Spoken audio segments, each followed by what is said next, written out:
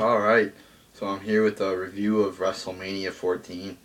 Somebody requested it, so if you have any other requests for me to do a pay-per-view from back in the day or a show that's on the network, I will do it because I do have the network. So, first match on WrestleMania 14 was the Battle Royal. Legion of Doom ended up winning it. Didn't think it was that great a way to start off the show. It was pretty boring. I mean, with the Battle Royal, it's sort of not. It's not that great because it's very hard to keep track of. So there was like a ton of guys in there to start off, so it was pretty boring, I thought. But the Legion of Doom wins it.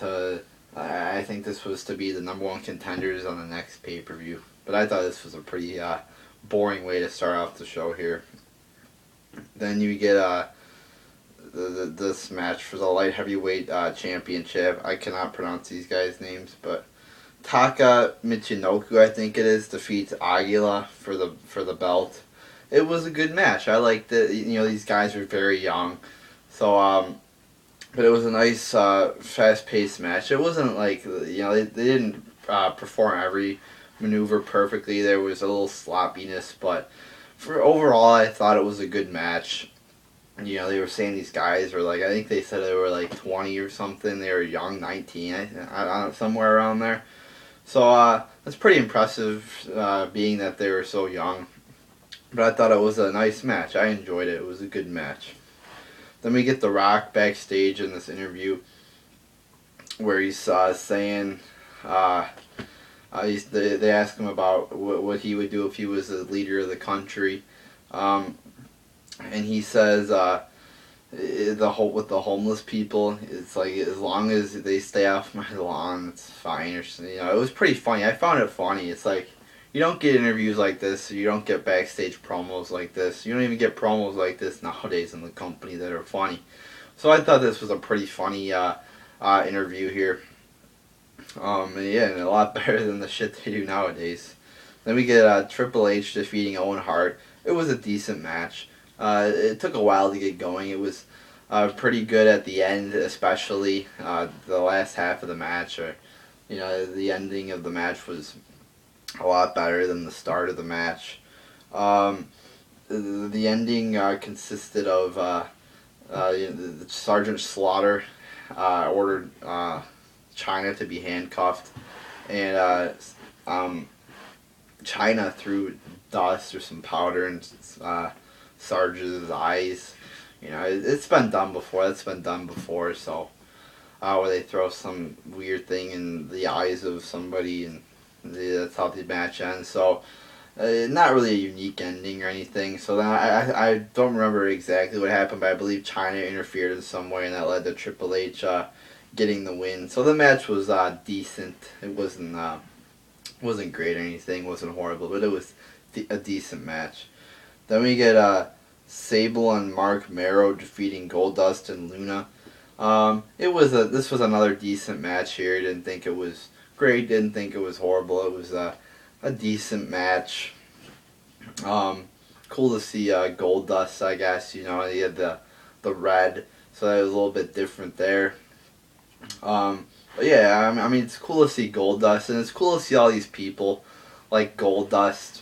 You know, he's wrestling back in, what was this?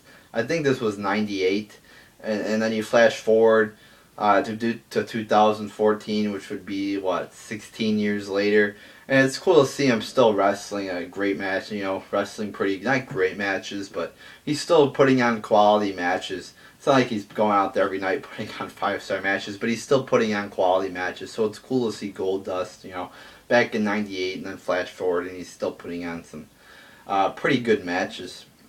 But yeah, I felt this was a decent match here. Then we got Shamrock defeating Rock for the Intercontinental title. I felt this match was pretty boring. Did not really like it. The nice little chair shot in there. What happened here was Farouk turned on The Rock, and then Shamrock pretty much goes crazy after the match. Then the ref reverses the decision on Shamrock, so what ended up happening was I believe Shamrock won, and then Shamrock went crazy or something, and then the ref reversed the decision. So it was pretty boring, but there was some nice chair shot in there, and Shamrock going crazy after the match was pretty cool. So it wasn't a great match, but what happened after the match was pretty cool. I thought there was some blood in there, so I enjoyed that. This wasn't a great match. It was a pretty boring match, but you had a chair shot, you had some blood, so I guess it was all right. And it was cool to see Shamrock go crazy after. But the ref reverses the decision, so Shamrock just gets fucking pissed off. So I guess it was all right. The match wasn't good, but what happened after was all right. Then we get Terry Funk and Foley defeating the New Age Outlaws for the tag team belts.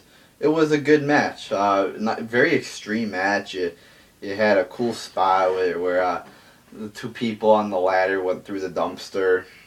And it was just an extreme match. I mean, this is what they fail to do. People are saying, oh, that was a really good match between Bryan and Orton on Raw when it was barely contained any extreme things. Go watch this match. It was centered around being extreme. Every second was pretty much you had a weapon in their hands and they were attacking. There was not like a moment of technical wrestling or boring wrestling. Boring wrestling. It was an extreme match. It was a hardcore match, and I enjoyed it. I thought it was good. So, that was pretty good there. Then we get Kane and Undertaker. Undertaker defeats Kane. Thought the match was mediocre. It was a little bit below average, probably. Yeah, one really cool spot where Undertaker came flying over the ropes and went through the table. So that was a cool spot there. But I thought overall it was a little bit slow. Little bit boring. It had some decent spots, especially with the table. And before the match, you get Pete Rose coming out, and then Kane attacks him. So I guess that was pretty cool before the match.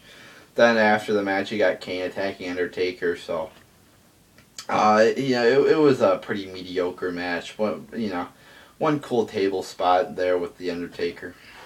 And then you get Austin defeating Shawn Michaels, and it was all right match. It wasn't great. I didn't think it was somewhere between great and horrible, which would be average. It was cool to see Austin though win with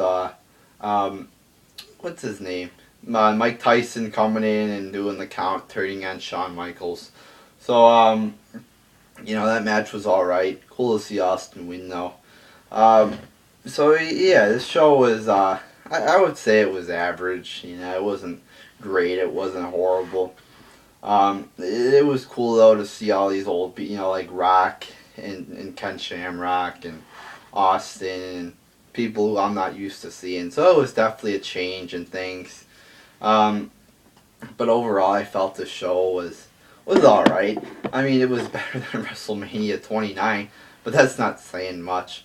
So yeah, the next review I will be doing is WrestleMania 17. Somebody requested it. So again, if you want to request a video, if you want to request a old school show or something on the network that you want me to review, ask me on Twitter at RuthlessRanner, or you could comment on a video of mine. So there you go, people.